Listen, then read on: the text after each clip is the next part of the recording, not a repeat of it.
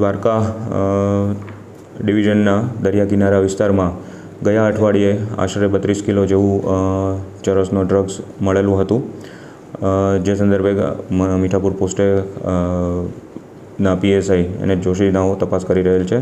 ગુનો દાખલ થયેલ છે. એમાં ત્યારબાદ ગઈ તારીખ 10/6ના રોજ મીઠાપુર દરિયા કિનારે એક સ્વતંત્ર ચરસનું પેકેટ મળેલું હતું, જેનું વજન 873 ગ્રામ હતું અને જેની કિંમત 43,60,000 રૂપિયા આશરે આંકી શકાય છે. ત્યારબાદ 11 તારીખના રોજ મોજબથી શિવરાજપુર વચ્ચેના દરિયા કિનારા પર 20 પેકેટ્સ અલગ ડ્રગ્સના મળી આવેલ છે, જે ચરસ હોવાનું સાબિત થયેલ છે. FSL દ્વારા તપાસ કર્યા બાદ ચરસ હોવાનું સાબિત થયેલ છે, જેનું વજન આશરે 22.75 કિલો છે અને એનું આંતરરાષ્ટ્રીય કિંમત 11,03,75,000 જેવી છે. જે ગુનાની તપાસ ચાલુ છે એ સંદર્ભે આ મુદ્દામાલ કબજે કરવામાં આવેલો છે.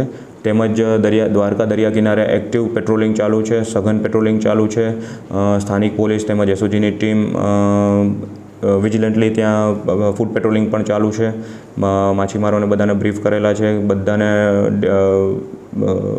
ઇન્ફોર્મ કરેલા છે અને એડવાઇસ પણ કરેલા છે કે આવું કોઈ પણ વસ્તુ ધ્યાને આવે તો પોલીસની તાત્કાલિક ધ્યાન દોરવા માટે વિનંતી કરેલી છે બધાને. અને બસ અત્યારે યોગ્ય કાર્યવાહી કરીશું આમાં. બીજું વિશેષ નથી.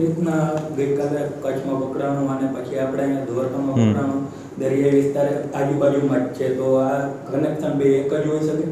એ તપાસનો વિષય છે. અત્યારે હું એક્ઝેક્ટલી નહીં કહી શકું આપને. તપાસના અંતે જે ખુલશે એ હું આપને શ્યોર જણાવીશ બધાને. સર, મરીન પોલીસને ખાસ કરી અને કેસ શોધવા માટેના ટાર્ગેટ આપવામાં આવતા હોય છે, તો મરીન પોલીસને સંપૂર્ણ રીતે મરીન સિક્યુરિટીમાં લગાડવામાં આવે તો શું વધારે સફળતા ન મળી શકે? મરીન પોલીસ એ એમનું કામગીરી અલગ છે, એ પોતાનું કામગીરી પોતાના સ્તર પર કરતા જ હોય છે. અમે સ્થાનિક પોલીસ સ્થાનિક લેવલે કામગીરી કરતા હોઈએ છીએ. અમારી હદ વિસ્તારમાં આ વસ્તુ મળેલી છે એટલે અમે યોગ્ય ગુનો દાખલ કરીને યોગ્ય તપાસ અત્યારે ચાલુ છે. સર, હંમેશા બિનવારસી જ કેમ પકડાય છે? એ માટેનું